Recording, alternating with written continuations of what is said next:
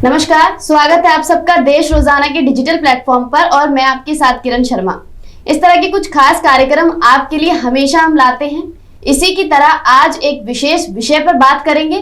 अभी हाल ही में डीजीपी हरियाणा शत्रुजीत सिंह ने एक प्रेस कॉन्फ्रेंस की, जिसमें उन्होंने 112 को लेकर बातचीत की। साथ ही 112 में क्या कुछ अपग्रेड किए जाएंगे उनको लेकर एक लिंक जनरेट करने के बारे में भी बताया। आज हम इसी विषय के बारे में बात करेंगे कि 112 महिलाओं की सुरक्षा को लेकर कितना कारगर साबित हुआ है। क्या लगता है कि डीजीपी ने जो कहा है कि उसमें अपग्रेड करने की जरूरत है, क्या ये पहल एक अच्छा कदम साबित हो सकती है महिलाओं और लड़कियों की सुरक्षा को लेकर? आज इसी से बातचीत करेंगे इसी बारे में। और मेरे साथ मौजूद है एडवोकेट वंदना जी, सुषमा यादव जी और साथ ही मेरे साथ मेघना श्रीवास्तव जी मौजूद हैं, जो कि सोशल वर्कर हैं और समाज में एक अच्छी पहल और महिलाओं को लेकर नित नए कार्यक्रमों में और शामिल होती रहती हैं। आज 112 को लेकर हम बातचीत करेंगे। तो सबसे पहले मैं सुषमा जी से पूछना चाहूंगी। मैम, पहले तो आपका बहुत स्वागत है हमारे डिजिटल प्लेटफॉर्म पर देश रोजाना पर। 112 का जो डायल एक सुरक्षा महिलाओं को लेकर शुरू की गई कि कहीं ना कहीं जो 112 नंबर है उससे महिलाओं को जो अपराध है महिलाओं के प्रति उन पर रोक लगाई जा सकेगी। क्या लगता है कि मुख्यमंत्री के द्वारा उठाए गए कदम कारगर साबित हो रहे हैं? देखिए मैम, ये 112 पहले से ही है हमारे यहाँ, लेकिन जो महिलाओं को भी इसमें ऐड किया गया है कि भाई आप रजिस्ट्रेशन कराइए।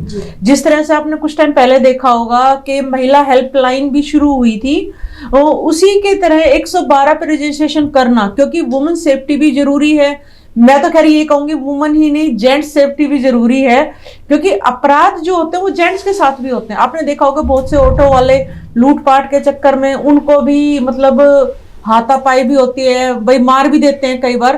तो वुमन के लिए सबसे बड़ा फायदा है, रात में कोई लेडीज जॉब कर रही है, भाई वो रात को अकेले जा रही है, उसकी सेफ्टी के लिए अगर वो उसमें रजिस्ट्रेशन करती है तो कहीं ना कहीं उसको एक मदद मिल सकती है। मेरे ख्याल से दिल्ली में ये पहले से ही है, अपने हरियाणा में अभी शुरू हुआ है। तो एक बात बताइए, आप अकेले हो, आप भी जॉब करते हो, अकेले हो, कहीं जा रहे हो, तो एक खतरा रहता है कि मैं सेफली अपने घर पहुंचूंगी जी। और अगर मान लीजिए मेरे साथ कोई हादसा होता है, तब मैं फोन करूं, फिर उसको पूरी डिटेल बताऊं कि भाई 112 पे कॉल कर, मैं कहाँ हूँ, मेरे साथ क्या हुआ है, या को इसने में बहुत टाइम बीत जाता है। इससे अच्छा जो सरकार ने या फिर डीजीपी ने जो एक पहल शुरू की है कि भाई पहले से ही रजिस्ट्रेशन आपका हो गया, तो खुदा ना खास्ता आपके साथ ऐसा कुछ होता है तो आपकी मिस कॉल ही वो डायरेक्ट उससे आपको जोड़ देगी। तो आपको कई बार क्या है, मान लीजिए अगर मैं किसी ऑटो में हूं और मुझे इतना टाइम नहीं मिला कि एक फोन कर सकूं, तो कम से कम उस मिस कॉल से मुझे फायदा तो है। दूसरा, उसकी उस ड्राइवर की पूरी डिटेल वहां जाती है। तो ये कदम बहुत अच्छा है, खासतौर पर उनके लिए जो महिलाएं अकेली ट्रैवल करती हैं, जॉब करती हैं, उनके लिए। वंदना जी, आप क्या कहेंगे कि 112 की टीम को एक बार को ऐसा कहा जाता है कि अगर कोई महिला, जैसे कि उन्होंने कहा कि कहीं फंस जाती है, तो जो टाइम है वो वेस्ट ना और जल्दी से जल्दी उस तक मदद पहुंचाई जा सके, तो जो 112 की टीम है, ऐसा कहा भी जाता है कि अगर कोई परेशानी में है तो वो उस पर कॉल कर सकती है और उसे घर तक छोड़ने जाएगी। क्या लगता है कि ऐसा हो रहा है समाज में? देखिए, हम 112 की बात करें, कानून की बात करें, महिला सुरक्षा बहुत जरूरी है और 112 पहले से भी था जी। और 112 में जो इन्होंने कल ये सुविधाएं अनाउंस करी हैं, पहली बात तो हम इम्प्लीमेंटेशन की बात करते हैं कि आपने बोल दिया 112 में, आपने इस चीज के लिए बोल दिया कि महिला अपना रजिस्ट्रेशन कराए। सबसे बड़ी बात, 112 पे कॉल करने का मतलब कोई आपको इमरजेंसी है, कोई भी कॉल कर रहा है तो दैट मीन्स आपको जाना होगा जी। अगर कोई महिला अपनी आइडेंटिफिकेशन, अपनी आइडेंटिटी पहले से ही रजिस्टर कराती है, देश के अंदर कितनी महिलाएं हैं, हरियाणा के अंदर कितनी महिलाएं हैं, क्या ये संभव है कि सारी महिलाएं अपना वहां पे रजिस्ट्रेशन करा सकेंगी? मुझे ये लगता है कि ये जो सरकार है, खट्टर सरकार, मोदी सरकार, भाजपा सरकार, ये सिर्फ जुमलों की बात करती है। मैं ये नहीं कह रही कि सुरक्षा नहीं होनी चाहिए, सुरक्षा के इंतजाम ऐसे होने चाहिए कि हमें अपनी आइडेंटिटी, फॉर एग्जाम्पल अब मैं भी क्या अपना रजिस्ट्रेशन कराऊं, मुझे कोई प्रॉब्लम आ जाए, बाई चांस मैंने रजिस्ट्रेशन नहीं कराया हुआ है, क्या मुझे प्रोटेक्शन नहीं मिलेगी? तो मैं ये जो इन्होंने प्रेस कॉन्फ्रेंस करके एक जुमलेबाजी का काम किया है, मैं इसको जुमला बोलूंगी, क्योंकि 112 पहले से है, पुलिस प्रशासन पहले से है। आप खाली ऑटो वाले ही क्राइम करते हैं क्या? क्राइम तो कहीं पे भी कभी भी हो सकता है। तो इसमें सबसे बड़ी बात है कि कोई भी क्राइम में हमारी आइडेंटिटी, जो फीमेल की आइडेंटिटी है, उसको क्या करा जाता है, उसको डिस्क्लोज नहीं करा जाता है। तो ये कानूनन अगर आप पहले से ही उनकी उसकी आइडेंटिटी बता रहे हो, और संभव भी नहीं होगा, ये मुझे नहीं लगता कि ये जो इन्होंने एक प्रेस कॉन्फ्रेंस करके 112 का बोला है कि आप अपना रजिस्ट्रेशन कराएं, सिर्फ इसमें चंद महिलाओं को खुश करने के लिए ये एक अपना ये करते रहते हैं ऐसे काम बीजेपी वाले। तो इन्होंने और एक ये प्रेस कॉन्फ्रेंस सिर्फ कागजों में, आपको अगर सुरक्षा देनी है महिलाओं को, आप टीम बनाओ। मैं सुझाव देना चाहूंगी खट्टर सरकार को कि आप अपनी टीम बनाएं, महिला पुलिस बढ़ाएं और सुरक्षा के इंतजाम आप चप्पे चप्पे पे लगाएं। आप कानून को इतना मजबूत करें कि अगर कोई क्राइम होता है तो अपराधी भागना नहीं चाहिए। आए दिन क्राइम होते हैं और अपराधी भागते हैं। आप कहते हैं कि आप आइडेंटिटी अपनी दे दो और आप कॉल करोगे तो हम पहुंच जाएंगे। क्या 112 पहुंचता नहीं है क्या? कई खामियां दिखी आपको? आप पहले तो अपनी पुलिस को टाइट करें और अपने प्रशासन को टाइट करें। तो आपको लगता है कि सरकार के द्वारा चाहे कितने भी प्रशासन और पुलिस बल लगा दिया जा रहा है, पर फिर भी कहीं ना कहीं महिलाओं की सुरक्षा आज भी कहीं ना कहीं खतरे में बनी हुई है? नहीं, बिल्कुल खतरे में है, क्योंकि इस सरकार की जो नीयत है उसमें खोट है। ये कुछ काम करना चाहती नहीं है, बस इसने प्रेस कॉन्फ्रेंस करनी है इस सरकार ने, और सिर्फ खुश करना है। देखिए, मैं एडवोकेट हूँ, आपने 112 लगा रखा है पहले से, आपके पास पुलिस है, पुलिस बल है, आप FIR लॉन्च कर सकते हैं। आप किसी भी अपराधी को, फॉर एग्जाम्पल आप कह रहे हैं कि ऑटो वाले की आप जो उसके आधार कार्ड लेंगे, ये लीजिए, ये तो पहले भी होता है। ऑटो वाला ऑटो लेके आता है, ड्राइविंग लाइसेंस उसके पास होता है, उसकी आइडेंटिटी पहले भी आपके पास है। लेकिन क्राइम करने वाले को आप पकड़ोगे कैसे? आप इस बात पे ध्यान दो कि आप क्राइम को रोकोगे कैसे। ये नहीं कि सिर्फ अपराध हो रहा है आप अपना रजिस्ट्रेशन करा दो और आप कॉल कर देना 112 पे, क्राइम हो जाएगा तो हम आ जाएंगे। आप पहले से अपने प्रशासन को मजबूत करो और कानून व्यवस्था को आप मजबूत करो और पुलिस बल बढ़ाओ, और पुलिस आप उनको डायरेक्शन दीजिए कि क्राइम को रोको, ना कि आप नए नए जुमलेबाजी करके लोगों को प्रलोभन देने का प्रयास न करें। वंदना जी, आपको भी लग रहा है कि कहीं ना कहीं जो सरकार है वह जुमलेबाजी कर रही है? क्योंकि सरकार ने अभी ये बोला कि जो ऑटो रिक्शे वाले हैं उनकी विद फोटो आइडेंटिटी उनके ऑटो के अंदर लगाई जाएगी, ताकि अगर किसी के साथ कुछ होता है तो वो जल्दी से उससे संपर्क कर सके और ऐसे लोगों को पकड़ा जा सके। तो ये जो कदम है, क्या लगता है ऑटो रिक्शा चालकों को लेकर? क्योंकि कई बार ऐसी घटनाएं देखने में मिलती हैं कि लड़कियों के साथ ऐसा कुछ हो जाता है, गलत अपराध हो जाते हैं, तो क्या लगता है कि ये काम करेगा? देखिए, सबसे पहले तो मैं देश रोजाना को बहुत बहुत बधाई देना चाहूंगी कि उन्होंने एक इतने महत्वपूर्ण विषय को लेके आज, और खासकर महिलाओं को ही आमंत्रित किया इस विषय के लिए। और आप सभी को आज हमारा जो महिला आरक्षण बिल पास हुआ, साथ में उसकी भी बधाई देती हूँ। निश्चित ही हमारे खट्टर जी की सरकार, भाजपा सरकार, माननीय मोदी जी की सरकार, इन लोगों ने महिला सुरक्षा को लेके और महिला उत्थान के लिए बहुत ही महत्वपूर्ण कदम उठाए हैं। और ये भी एक बहुत महत्वपूर्ण ही कदम है 112, जैसे भी हमारी साथी एडवोकेट बोल रही थी कि कैसे क्राइम को रोकें, तो ये क्राइम को रोकने की दिशा में ही एक कदम है। एक पर्टिकुलर के पीछे पर्टिकुलर नहीं हो सकता कि जिसको रोका जाए, बट ऐसे ही छोटे छोटे इनिशिएटिव लेके हम क्राइम को कम कर सकते हैं। और ये बहुत अच्छी पहल है कि यदि कुछ ऐसा होता है, ऐसी स्थिति में है कि आप, और रजिस्ट्रेशन कराना भी कोई बहुत मुश्किल काम नहीं है, क्योंकि ये हर किसी को व्यक्तिगत, आज के समय में हर किसी के पास फोन होता है, तो कोई भी अपना फोन उठाए, फोन से 112 नंबर डायल करे और उसको रजिस्टर्ड करा ले। तो मुझे नहीं लगता कि ये कोई बहुत बड़ा टास्क है। एक बड़ा छोटी सी एक प्रक्रिया है जिससे सारी महिलाएं रजिस्टर्ड हो सकती हैं, जो भी वर्किंग है, जिन्हें नीड है, जरूरत है अवेयरनेस की, तो वो हमारी जो मीडिया है आप लोगों के माध्यम से और जो हमारी सामाजिक कार्यकर्ता हैं उनके माध्यम से इसका प्रचार प्रसार होगा कि आप ऐसे करें, तो वो भी इस विषय में जागरूक होंगे। निश्चित तौर पे ये बहुत ही सराहनीय कदम है हमारे हरियाणा सरकार का, और हम सभी महिलाएं इसका स्वागत करते हैं, और इससे महिलाओं के प्रति एटलीस्ट क्राइम रेट कम होगा। काफी इसमें सुधार होगा। वंदना जी, मेघना जी ने कहा कि कहीं ना कहीं जो इस पहल के द्वारा आगे चलकर जो महिलाएं हैं उनमें जो अपराध होते हैं उनको लेकर उनमें कमी आएगी। तो क्या अब तक, जैसे कि इन्होंने बोला, क्या क्या अब तक ये सब नहीं था? अब तक भी तो ये सब था, फिर भी क्यों क्राइम इतना बढ़ रहा है? मैम देखिए, क्राइम बढ़ने का एक मेन कारण क्या है?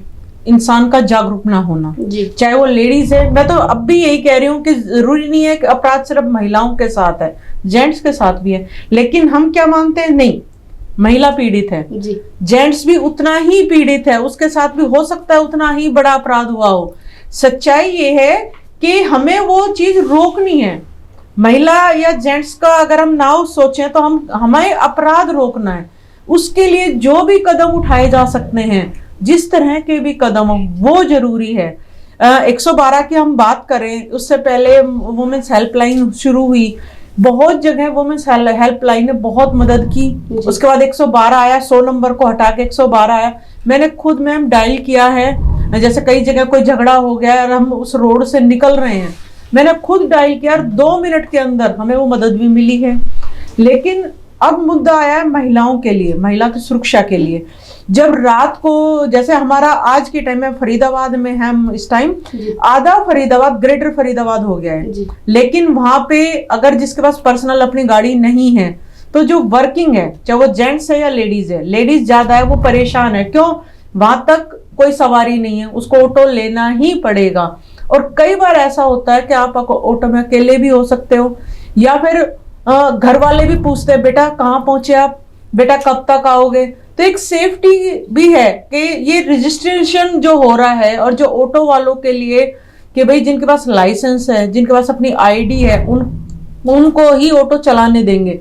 तो जैसे टैक्सी में भी आपने कई आजकल नाबालिग लड़के ऑटो चला रहे हैं। हाँ, वही मैं बता रहा हूँ। जैसे आपने टैक्सी में देखा, उसका पूरा रिकॉर्ड होता है।